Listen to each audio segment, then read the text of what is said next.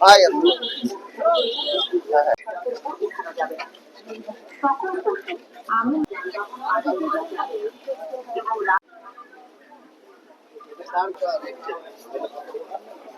আজকের এই ভিজিটটা অব্যাহত থাকবে ঈদের দিন পর্যন্ত, যাতে করে নির্বিঘ্নে নগরবাসী তাদের গরু ক্রয় করে নির্বিঘ্নে তার বাসভবনে গিয়ে পৌঁছাতে পারে। যানজট চলাচলে কোনো অসুবিধা হচ্ছে কিনা আমরা সেটা দেখছি, যে পরিবহনগুলো অনায়াসে সুন্দর ব্যবস্থাপনার মধ্য দিয়ে চলাচল করতে পারছে। আমরা যেটা চাই সেটা হলো প্রতিটি পশুর হাটের বর্জ্য ব্যবস্থাপনা থেকে শুরু করে সকল কিছু একটা ব্যবস্থাপনার মধ্যে থাকুক।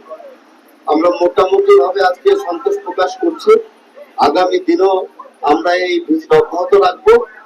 এটা আমাদের ব্যবস্থাপনা এবং ঢাকা উত্তর সিটি কর্পোরেশনের যে শর্তগুলো আছে সেটাকে তারা ফলো করছে কিনা সেটার জন্য আমরা মনিটরিং করার জন্য এই ভিজিটগুলোকে আমরা অব্যাহত রাখবো।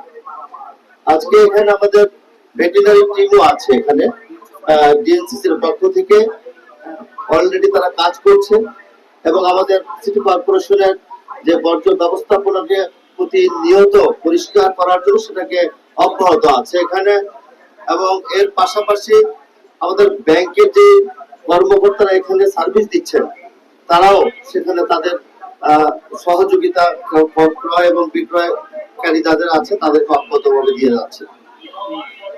এবং ডিএমপি পুলিশ এখানে আছেন, পুলিশের কর্মকর্তারা তাদের দেখলাম ওয়াচ টাওয়ার নির্মাণ করেছেন এবং ইজারাদার যিনি আছেন তারাও তাদের শহর থেকে ওয়াচ টাওয়ার নির্মাণ করেছে পিছনে, আমরা সেটা দেখেছি।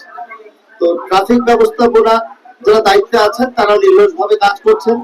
আশা করি আগামী 28 তারিখ ঈদ উদযাপন হবে।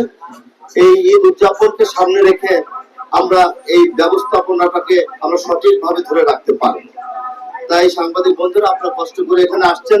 আমাদের আজকের এই ভিজিটটা অব্যাহত থাকবে ঈদের দিন পর্যন্ত, যাতে করে নির্বিঘ্নে নগরবাসী তাদের গরু ক্রয় করে নির্বিঘ্নে তার বাসভবনে গিয়ে পৌঁছাতে পারে। সেই বিষয়ে সার্বিক সহযোগিতা করবে ডিএমপি পুলিশ সহ বিভিন্ন আইন প্রকারী সংস্থা, ঢাকা উত্তর সিটি কর্পোরেশন। তাই আমি আশা করব আগামী দিনে আমাদের ঈদ হোক শুভ, ঈদ হোক ভালো, নগরবাসীকে ঈদের শুভেচ্ছা। আসসালামু আলাইকুম ওয়া রাহমাতুল্লাহ।